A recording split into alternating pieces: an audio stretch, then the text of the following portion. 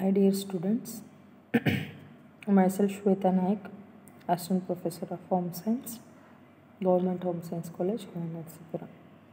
Today I am going to deal with session number 9, that is condition affecting prenatal development. So let us see what are the conditions which are going to affect the prenatal development. So ಈ condition affecting ಪ್ರಿನೇಟಲ್ development ಅಂತ ಅಂದರೆ ಕೆಲವೊಂದು ಅಂಶಗಳು ಈ ಪ್ರಿನೇಟಲ್ ಡೆವಲಪ್ಮೆಂಟನ್ನು ಯಾವ ರೀತಿ ಹಾನಿಯನ್ನು ಕೊಡುತ್ತೆ ಆ ಟೈಮಲ್ಲಿ, ಅಂದರೆ ಪ್ರೆಗ್ನೆನ್ಸಿ ಟೈಮಲ್ಲಿ ಯಾವ ಯಾವ ಅಂಶಗಳು ಹಾನಿ ಉಂಟು ಮಾಡುತ್ತೆ ಅನ್ನೋದನ್ನು ನಾವಿಲ್ಲಿ ಕಲಿತೀವಿ.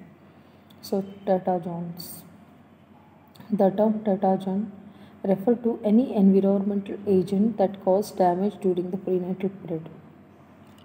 Scientists choose this label from the Greek word teras, that meaning malformation or monsters, because they first learned about harmful prenatal influences from the case in which babies had been profoundly damaged. But the harm done by the tetagens is not always simple and straightforward.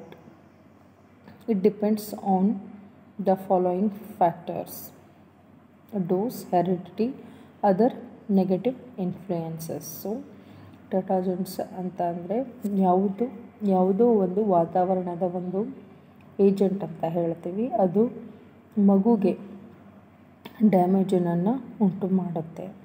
So ಇದನ್ನು ಟೆರಾಸ್ ಅಂತ ಹೇಳಿಬಿಟ್ಟು Greek ವರ್ಡಿಂದ ಆಯ್ದುಕೊಳ್ಳಲಾಗಿದೆ. ಇದರ ಅರ್ಥ malformation ಅಂತ ಅರ್ಥ. So ಇದು ಈ ಕೆಳಗಿನ ಅಂಶಗಳಲ್ಲಿ ಯಾವುದಾದ್ರೂ ಒಂದು ಅಂಶದಿಂದಾಗಿ ಈ ಟೆಟ್ರಾಜನ್ಸ್ ಆಗೋ ಚಾನ್ಸಸ್ ಇರುತ್ತೆ. So dose, larger doses over long time periods usually have more negative effects. So ಈ ನಾವೇನು ಟ್ಯಾಬ್ಲೆಟ್ಸ್ ಅಥವಾ ಔಷಧಿ ತಗೋತೀವಿ, ಸೊ ಇಲ್ಲಿ ದ ಪ್ರಿಸ್ಕ್ರೈಬ್ಡ್ ಡೋಸ್ ಓನ್ಲಿ ತೊಗೋಬೇಕು. ಅದಕ್ಕಿಂತ ಅಂದರೆ ಎಷ್ಟು ಡಾಕ್ಟರ್ ಸಜೆಸ್ಟ್ ಮಾಡಿದ್ರು ಅಷ್ಟು, ಅಥವಾ ಅದಕ್ಕಿಂತ ಜಾಸ್ತಿ ತೊಗೊಳೋದ್ರಿಂದ ಏನಾಗುತ್ತೆ ಅಂತಂದರೆ ಅದು ನಮಗೆ ವಿಷವಾಗಿ ಕನ್ವರ್ಟ್ ಆಗೋ ಚಾನ್ಸಸ್ ಇರುತ್ತೆ. Next heredity, the genetic makeup of the mother and the developing organism plays an important role. Some individuals are better able than others to withstand harmful events. So heredity ಅಂತಾರೆ ಅನುವಂಶೀಯವಾಗಿರೋ ಕೆಲವೊಂದು ಗುಣಗಳು ಒಂದು ಆ ಟೈಮಲ್ಲಿ ಹಾರ್ಮ್ಫುಲ್ಲಾಗಿ ಎಫೆಕ್ಟ್ ಕೊಡ್ತವೆ. ಅದರ್ ನೆಗೆಟಿವ್ ಇನ್ಫ್ಲೂಯೆನ್ಸಸ್, ಅಂದರೆ ಬೇರೆ ನೆಗೆಟಿವ್ ಇನ್ಫ್ಲೂಯೆನ್ಸಸ್ ಯಾವುವು ಅಂತಂದರೆ presence of several negative factors such as poor nutrition, lack of medical care, additional ಟೆಟಾಜನ್ಸ್. So ಇವೆಲ್ಲವೂ ಆ ಒಂದು ಕಾರಣ ಆಗುತ್ತೆ. ನೆಕ್ಸ್ಟ್ ಬಂದು poverty. Poverty has been linked to poor prenatal care and has been an influence on prenatal development. Women in poverty are more likely to have children at a younger age, which results in low birth weight.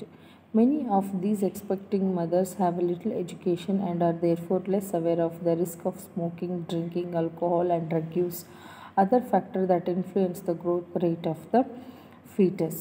So ಇಲ್ಲೇನಾಗುತ್ತೆ ಅಂತಂದರೆ poor ಪ್ರಿನೇಟಲ್ care ಅಂತಂದರೆ ಪ್ರೆಗ್ನೆನ್ಸಿಯಲ್ಲಿ ಕರೆಕ್ಟಾಗಿ care ತೊಗೊಳಕ್ಕಾಗದೇ ಇರೋವಾಗ, ಅಥವಾ ಅವರ ಆರ್ಥಿಕ ಸ್ಥಿತಿ ಅವರಿಗೆ ಕರೆಕ್ಟಾಗಿ ಅಂದರೆ ನಿರ್ದಿಷ್ಟವಾಗಿ ಯಾವುದೇ ರೀತಿ ಕೇರ್ ತೊಗೊಳಕ್ಕೆ ಆಗದೇ ಇದ್ದವಾಗ, ಅದ್ರ ಜೊತೆಗೇ ಪುವರ್ಟಿಯಲ್ಲಿ ಏನಾಗುತ್ತೆ, ಸಣ್ಣ ವಯಸ್ಸಿನ ಮಕ್ಕಳಿಗೆ ಮದುವೆ ಮಾಡಿಸ್ಬಿಡ್ತಾರೆ, ಯಂಗರ್ ಏಜಲ್ಲಿ ಅವರು ತಾಯಿ ಆಗಿಬಿಡ್ತಾರೆ.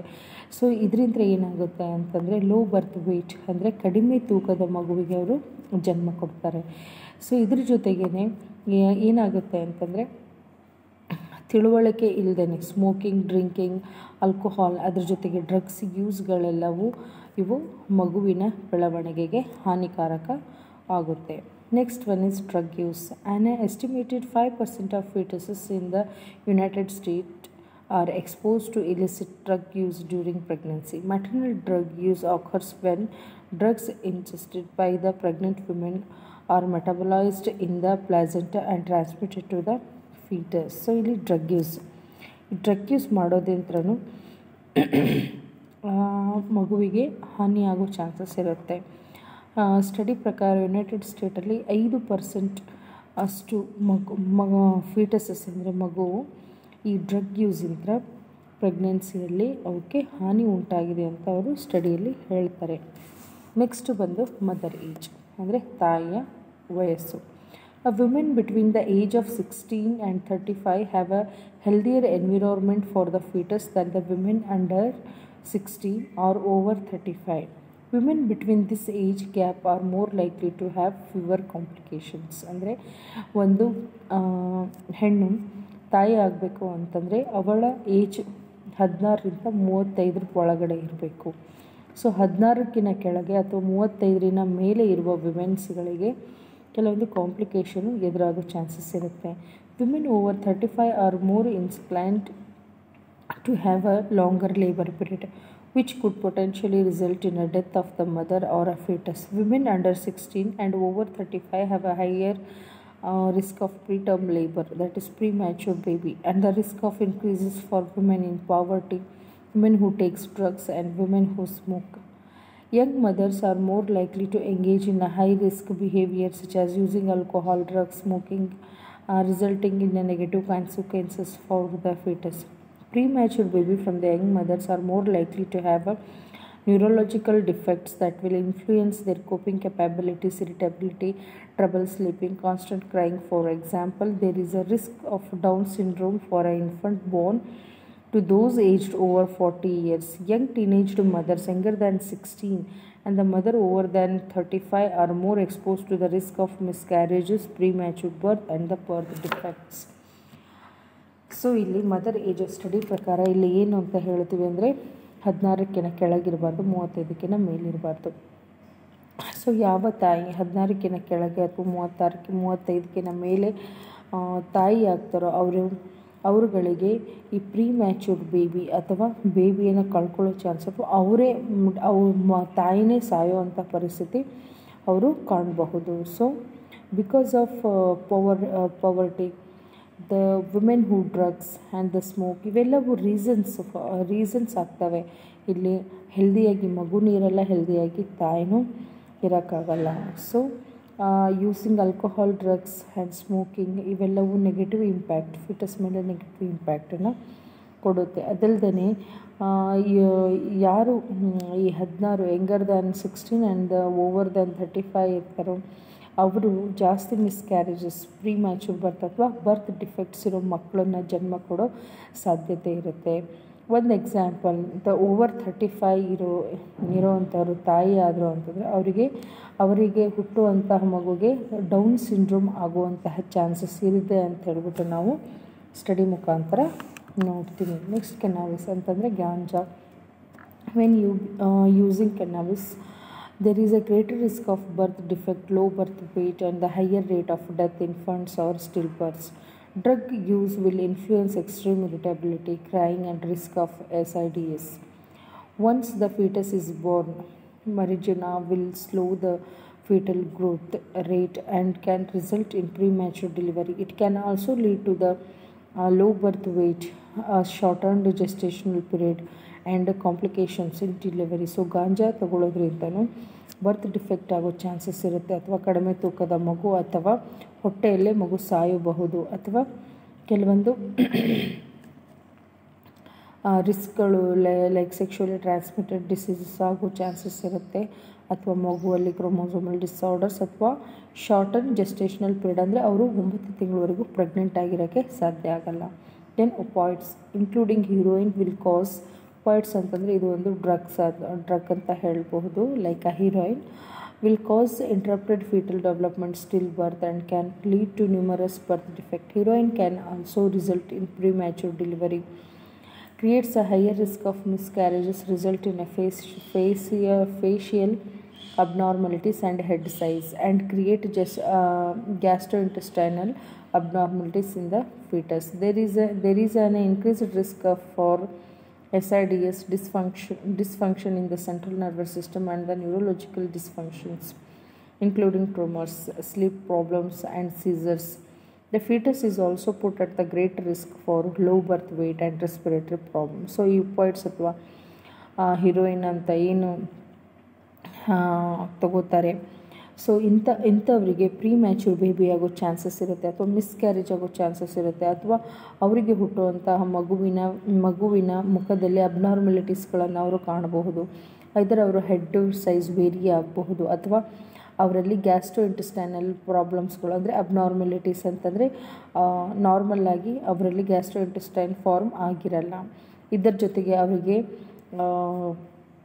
ಸಡನ್ ಇನ್ಫೆಂಟ್ ಡೆತ್ ಸಿಂಡ್ರೋಮ್ ಬರೋ ಚಾನ್ಸಸ್ ಇರುತ್ತೆ. SIDS ಅಂದರೆ sudden infant death syndrome.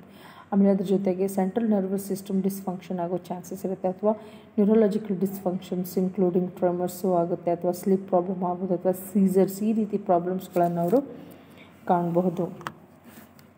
Next cocaine use results in a smaller brain which resulting in a learning disability for the fetus. Cocaine put the fetus at the higher risk of being stillborn or premature. Cocaine use is also result of low birth weight, damage the central nervous system and motor dysfunction.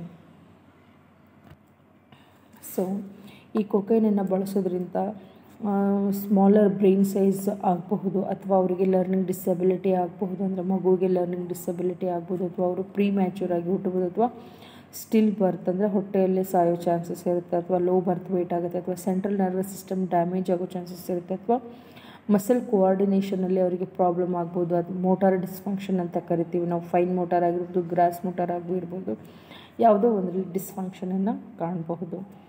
Next tobacco use. So tobacco use, smoking during pregnancy exposes the fetus to nicotine, tar and carbon monoxide. Nicotine results in less blood flow to the fetus because it constrains the blood vessels. Carbon monoxide reduces the oxygen flow to the fetus. The reduction of the blood and the oxygen flow may result in miscarriages, stillbirth, low birth weight and premature birth. Exposure to the second hand smoke leads to higher risk of low birth weight and childhood cancer. So tobacco use ಮಾಡೋದ್ರಿಂದ ಅಂದರೆ pregnant ladies tobacco use ಮಾಡೋದ್ರಿಂದ ಫೀಟಸ್ಸಿಗೆ ನಿಕೋಟೈನ್, ಟಾರ್, carbon monoxide ಸಿಗುತ್ತೆ. So ಇದರಿಂದ ಏನಾಗುತ್ತೆ ಅಂತಂದರೆ ಮಗುವಿಗೆ proper blood flow blood vessels ಮುಖಾಂತರ ಆಗಲ್ಲ. ಅದ್ರ ಜೊತೆಗೇ ಕಾರ್ಬನ್ ಮೊನಾಕ್ಸೈಡು ಜಾಸ್ತಿ ಆಗೋದ್ರಿಂದ ಮಗುವಿಗೆ ಆಕ್ಸಿಜನ್ ಇಲ್ಲಿ ಸಿಗಲ್ಲ. ಅದ್ರ ಜೊತೆಗೇ ಈ ಬ್ಲಡ್ಡಲ್ಲಿ ಆಕ್ಸಿಜನ್ ಕಂಟೆಂಟು ಕಡಿಮೆ ಆಗೋದ್ರಿಂದ ಮಿಸ್ಕ್ಯಾರೇಜ್ ಅಥವಾ ಸ್ಟಿಲ್ ಬರ್ತ್ ಅಥವಾ ಲೋ ಬರ್ತ್ ವೇಟ್ ಆಗೋ ಚಾನ್ಸಸ್ ಇರುತ್ತೆ. ಜೊತೆಗೆ ಪ್ರೀ ಮ್ಯಾಚೂರ್ ಬರ್ತು ಆಗಬಹುದು, ಅಥವಾ ಚೈಲ್ಡ್ಹುಡ್ಡಲ್ಲಿ ಅವರಿಗೆ ಕ್ಯಾನ್ಸರ್ ಆಗೋ ಚಾನ್ಸಸ್ ಇರುತ್ತೆ. This are all bad effect of the tobacco use.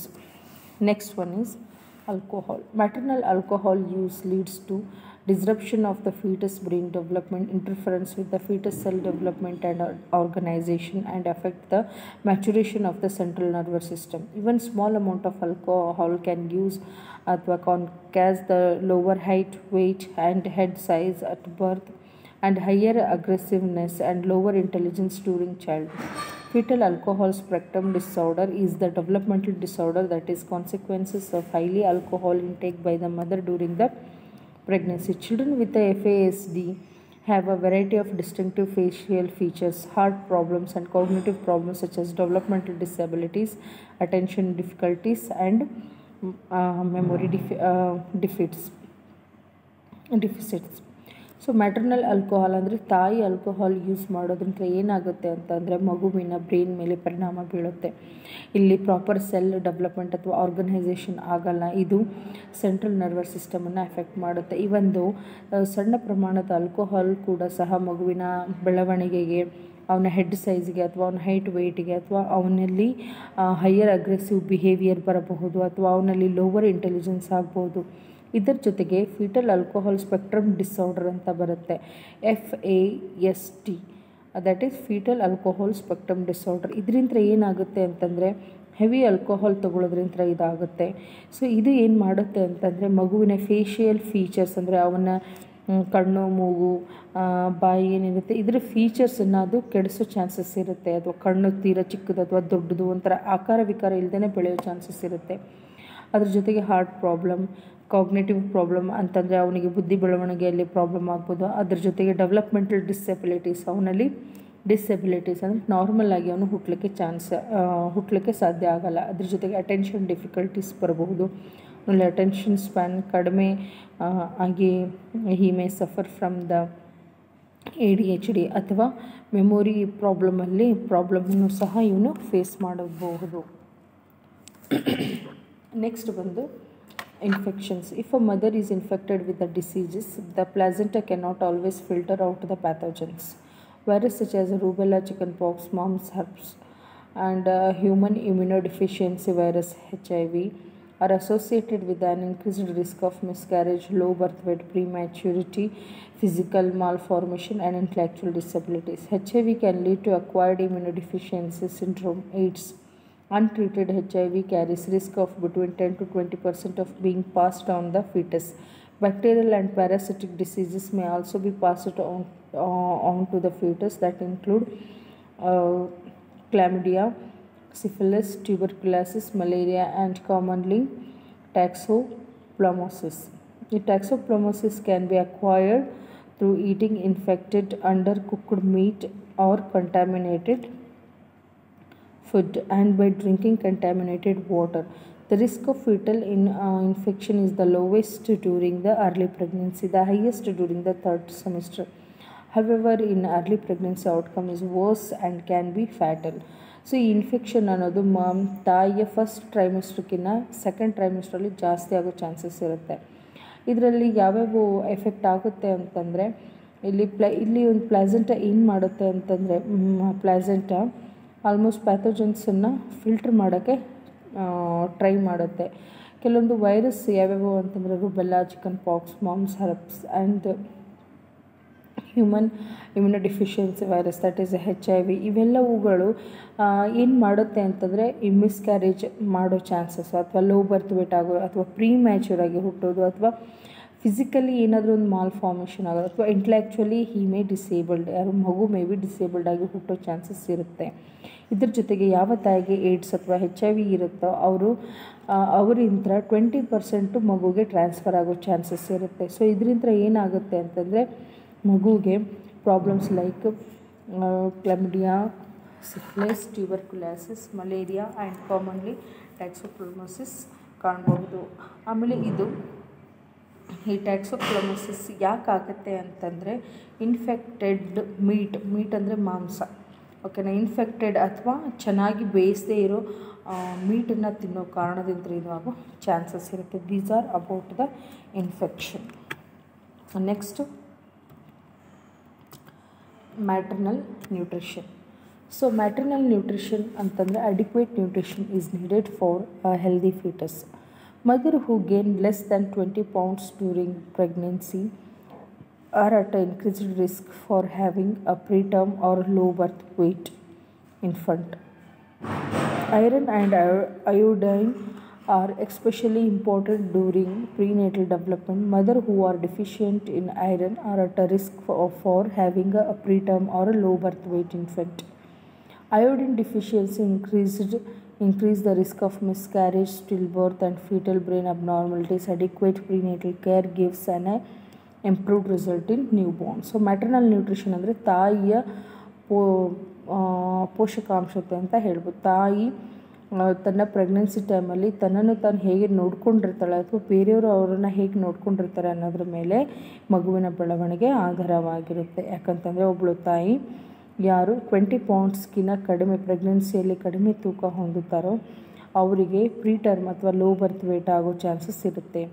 ಅದ್ರ ಜೊತೆಗೆ ಅಯೋಡಿನ್ ಮತ್ತು ಐರನ್ ಡೆಫಿಷಿಯನ್ಸಿ ಆಯಿತು ಅಂತಂದರೆ ಅವರಿಗೆ ಪ್ರೀಟರ್ಮ್ ಅಥವಾ ಲೋ ಬರ್ತ್ ವೇಟ್ ಆಗೋ ಚಾನ್ಸಸ್ ಇರುತ್ತೆ. ಅಯೋಡಿನ್ ಡೆಫಿಷಿಯನ್ಸಿ ಅಂತ ಮಿಸ್ಕ್ಯಾರೇಜು ಅಥವಾ ಸ್ಟಿಲ್ ಬರ್ತು ಅಥವಾ ಫೀಟಲ್ ಬ್ರೈನ್ ಅಬ್ನಾರ್ಮಲಿಟೀಸು ಸಹ ಆಗೋ ಚಾನ್ಸಸ್ ಇರುತ್ತೆ. These are all effects due to the maternal nutrition. Next ಬಂದು ಸ್ಟ್ರೆಸ್ ಅಂದರೆ ಒತ್ತಡ. ಈ stress during pregnancy can impact the development of embryo. Really in 2017 state that stress came from many forms of life events such as community, family, financial issues, and natural causes. While a woman is pregnant, stress from outside sources can take a toll on the growth in the womb that may affect the child learning and relationship when born. For instance, they may have behavioral problems and might be antisocial. The stress that the mother experience affect the fetus and the fetus growth, which can include the fetus nervous system. Stress can also lead to the low birth weight even after avoiding all the other factors like alcohol, drugs, or being healthy. Stress can have an impact whether families know it or not. Many women who do deal with the material stress do not seek treatment. Similar to stress, Relay stated that the recent studies researchers have found that pregnant women who shows depressive symptoms are not as attached and bonded to their child while it is in the womb in 2017 study. So stress ಅಂದರೆ ಒತ್ತಡ ಅನ್ನೋದು ಎಷ್ಟು important ಇರುತ್ತೆ ಅಂತಂದರೆ ಅದು embryo stage ಇಂದಲೇ ತನ್ನ ಪರಿಣಾಮವನ್ನು ತೋರಿಸುತ್ತೆ. ಸೊ ಸ್ಟ್ರೆಸ್ ಮೇ ಬಿ ಯಾವ ಕಾರಣದಿಂದ ಬರ್ಬೋದು ಅಂದರೆ ನಮ್ಮ ಕಮ್ಯುನಿಟಿ ಅಂದರೆ ನಮ್ಮ ಸಮಾಜ, ನಮ್ಮ ಫ್ಯಾಮಿಲಿ, ನಮ್ಮ ಫೈನಾನ್ಷಿಯಲ್ ಇಶ್ಯೂಸ್ ಅಥವಾ ನ್ಯಾಚುರಲ್ ಕಾಸ್ಗಳಿಂದ ಆಗೋ ಚಾನ್ಸಸ್ ಇರುತ್ತೆ. ಯಾವಾಗ ಒಂದು ಲೇಡಿ ಪ್ರೆಗ್ನೆಂಟ್ ಇದ್ದಾರೆ ಅವರ ಗ್ರೋತ್, ಮಗುವಿನ ಗ್ರೋತ್ ಬಗ್ಗೆ ಅವರು ತುಂಬ ನಿಗಾ ವಹಿಸಬೇಕು. ಒಂದು ತಾಯಿ ಯಾವುದೇ ರೀತಿ ಆಲ್ಕೋಹಾಲ್, ಡ್ರಗ್ಸ್, ಯಾವುದೇ ಅನ್ಹೆಲ್ತಿ ಹ್ಯಾಬಿಟ್ಸ್ಗಳನ್ನು ಇಲ್ಲ ಅಂತಂದ್ರೂ ಡ್ಯೂ ಟು ಸ್ಟ್ರೆಸ್ ಆಲ್ಸೋ ಅವಳಿಗೆ ಹುಟ್ಟೋ ಮಗು ನರ್ವಸ್ ಸಿಸ್ಟಮ್ ಪ್ರಾಬ್ಲಮ್ ಆಗಿ ಹುಟ್ಟೋ ಚಾನ್ಸಸ್ ಇರುತ್ತೆ. ಸ್ಟಡಿ ಪ್ರಕಾರ ರಿಲೇ ಅನ್ನೋರು 2017 ಸ್ಟಡಿ ಮಾಡಿದ್ದಾರೆ. ಅವರು ಏನು ಹೇಳಿದ್ದಾರೆ ಅಂತಂದರೆ the women who is under the stress, she can lead to a fetal growth which can include the fetus nervous system. So ಇದ್ರ ಜೊತೆಗೆ ಏನು ಹೇಳೋಕ್ಕೆ ಇಷ್ಟಪಡ್ತೀನಿ ಅಂದರೆ the pregnant women who shows depressive symptoms are not attached and bonded to their child well it is in the womb. So ಇದ್ರ ಜೊತೆಗೆ ತಾಯಿ depress ಆಗೋದು ಅಥವಾ ಸ್ಟ್ರೆಸ್ ತಗೊಳ್ಳೋದು ಪ್ರೆಗ್ನೆಂಟ್ ಟೈಮಲ್ಲಿ it may cause physically, mentally effect on the baby.